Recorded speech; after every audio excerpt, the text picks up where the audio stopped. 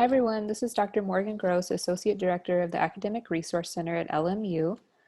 I've got a three-part webinar on APA Style Manual, the 7th edition, which was published in October of 2019.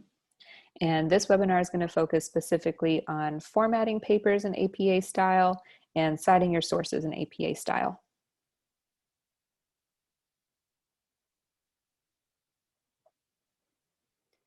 There's a lot of different parts that are covered in the APA style manual, the 7th edition. This is a table of contents of what all is included in the style manual. You can see that there's a lot of information in there that you might want to reference at some point, even though we're only going to cover what's in bold in this webinar three-part series.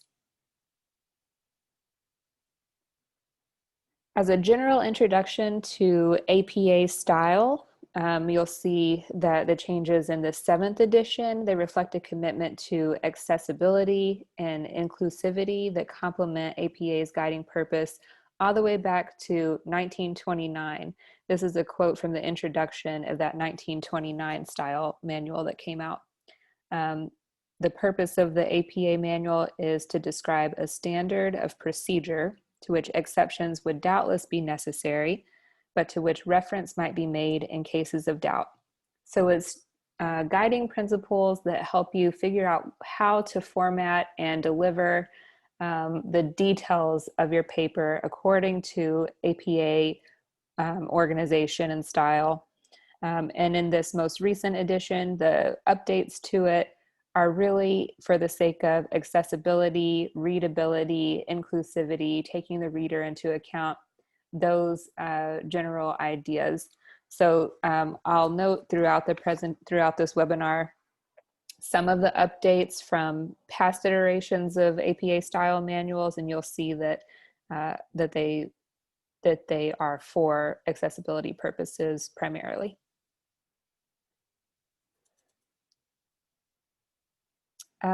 I would also tell everyone that just watching this webinar will not make you an expert on APA style. There are a lot of rules and guidelines, a lot of details, and I wouldn't expect anyone to memorize them all just from having watched this. So the main thing I would say to you about APA is know how to use your APA style resources that are available to you to look up information as you need it and as you encounter new situations with APA. One resource that you might already be familiar with is the Purdue Online Writing Lab, or Purdue OWL. It has information about several different style guides, APA, MLA, Chicago, and so on. And it covers a lot of information about formatting and citations. It gives a lot of examples for a variety of different kinds of sources and how you would cite them. And it also has full annotated sample papers that you can reference as models. In addition to that, apa.org, from the APA organization itself, it has some really good online resources for you too. Specifically the style and grammar guidelines, and I put the URL here for you to see as well. It's a good go-to resource. It's hosted by the actual APA organization, as I said, and if you have specific questions, you could go and look up in their style blog to see if anyone else has asked those and if they have answers. So if you have questions that aren't answered by Purdue OWL, or you want to go straight to the source, you can check that out. I would also mention, even though we're not talking in detail about citation yet in this part of the webinar, that a lot of your library databases, they have included in them fairly reliable citation generators. So you can see in the images here on this slide how you would, if you found an article in the JSTOR database, for example, through LMU's library website, it has a button that you can click to cite that item and cite it in APA style format. So you can always use that as an option, but I would just caution you to, if you're using that citation generator through the library databases, just double check that like the capitalization and everything like that is correct in the citation.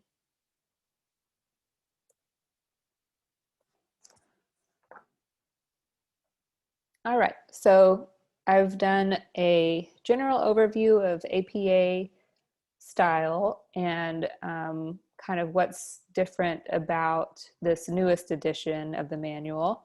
And now I'm going to talk a little bit more about the general formatting guidelines for writing papers in APA style.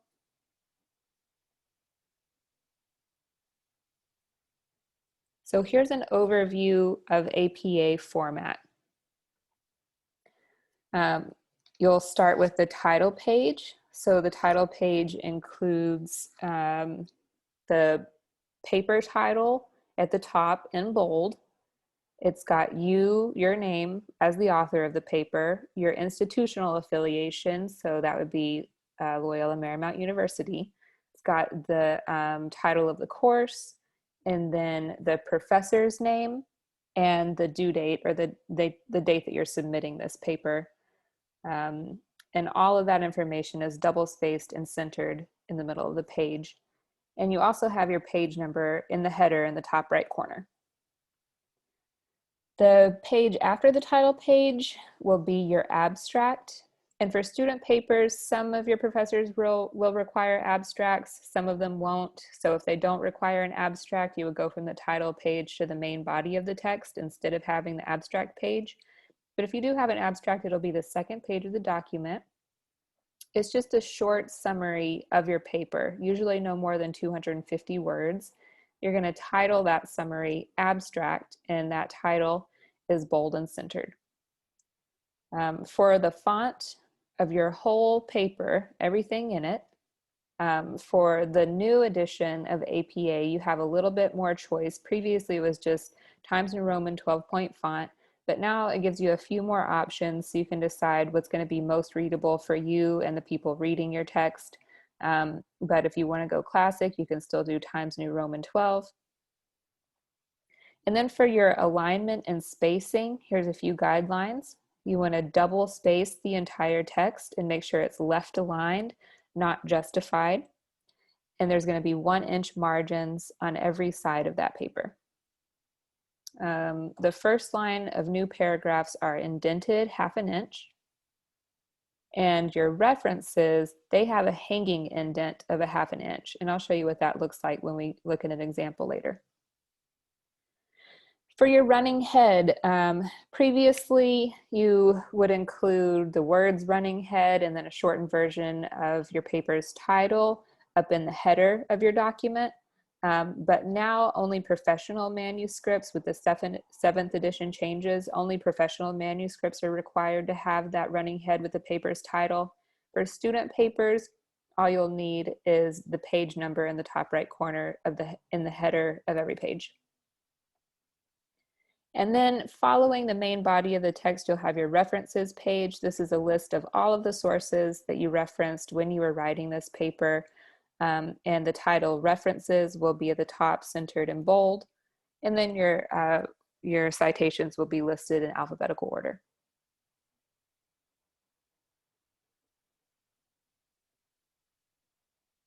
So this is the order of pages that will appear in your APA style paper.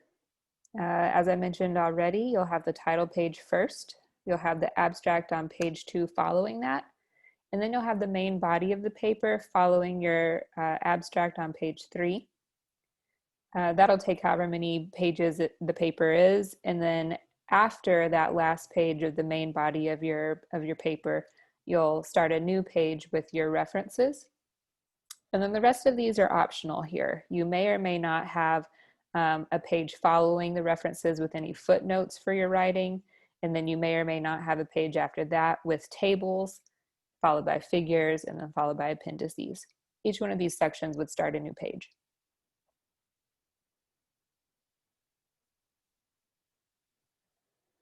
Also in APA style format, you will likely have a lengthy paper that you may want to categorize into multiple sections for better organization and readability. So this chart here, or this table on this slide, shows you what each of those levels of subheadings would look like. So if it's not too long of an APA paper, you may only have level 1 subheadings, possibly level 1 and level 2 subheadings, and you may not have any more than that. But if your paper is really long, if it's a thesis or a dissertation, for example, or a capstone paper, you may have additional levels of subheadings that go even further down. So for that subheading level 1, that's going to be centered, bold, and title case heading. And then you'll start a paragraph below it, indented on the following line. If you're moving into subheading level 2 after that, it's formatted the same way, except it's flush left instead of centered. And then if you're going all the way to sublevel 3, it's going to look the same, except it's also italicized.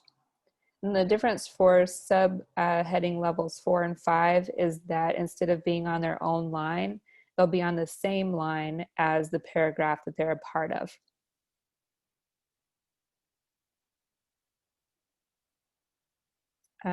In the style manual for APA in this newest edition, there is a very detailed and lengthy section for how to design your tables and figures. So I definitely recommend that if you are including tables and figures, you reference that in a little bit more detail than what I'm going to cover for this webinar presentation.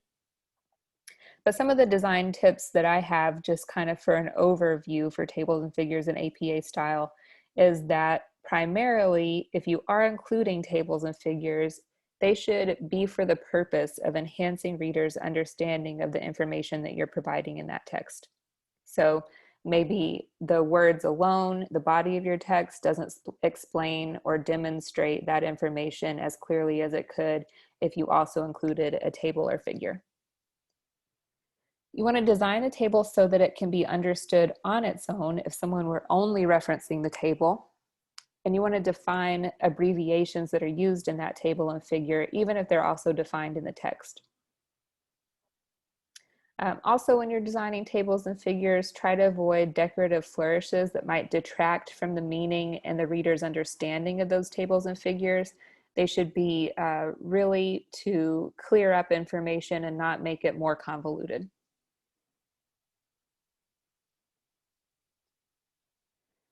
In terms of where to place your tables and figures in your text, generally they're going to come after the full body of your text and your references page. And so when you're referencing them in the text, then you would use a call out that refers to the figure or table number rather than where it's placed in the text.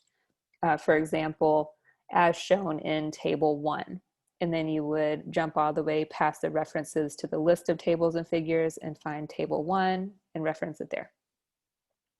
However, some professors might prefer that you actually embed your tables and figures in the body of text close to where they're referenced in the body of text, so that you don't have to disrupt your flow of reading to go and look at it in a different spot.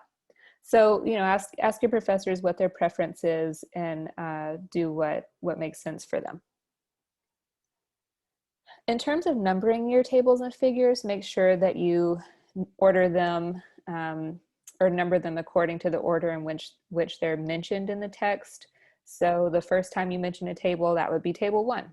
And then if you mention a second table, that would be table 2, and so on and so forth. When you're naming your tables and figures, you want to give them a comprehensive but concise name or caption.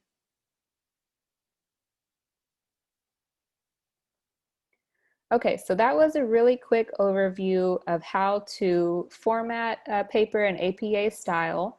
So I say, you know, reading about or hearing a description of how the formatting of a paper would look is one thing, but to actually look at an example of a paper that's in APA style, that can really help clear things up, give you a quick and easy model. You can check and see if your paper in APA style looks like a sample paper in APA style, or what's different and what needs to be changed. So let's take a quick look at this annotated sample student paper together. And I pulled this paper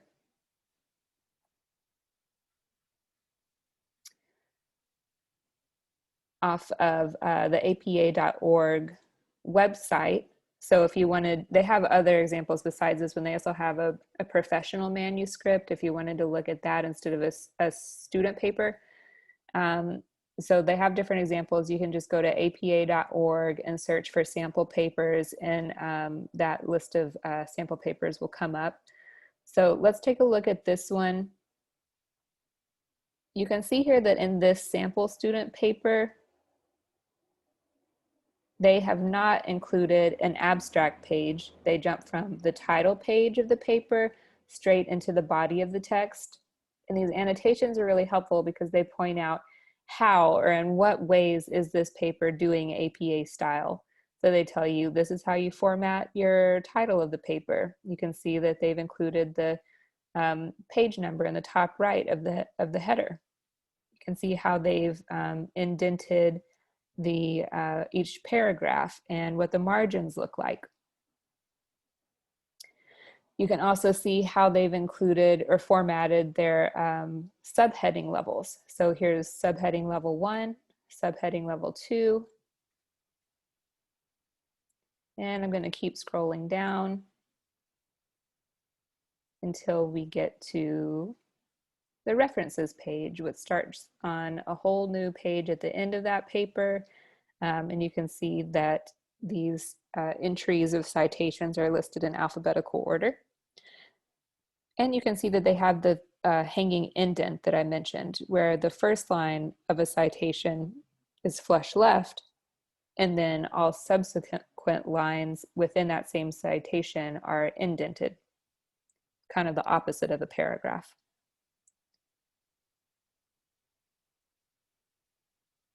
Okay, I definitely encourage you to explore more sample papers on your own.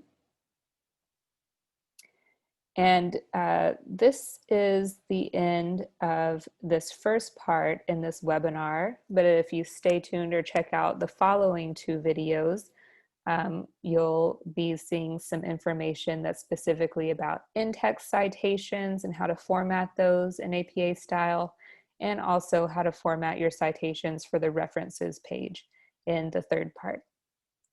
All right, I hope you will check those out, and thank you.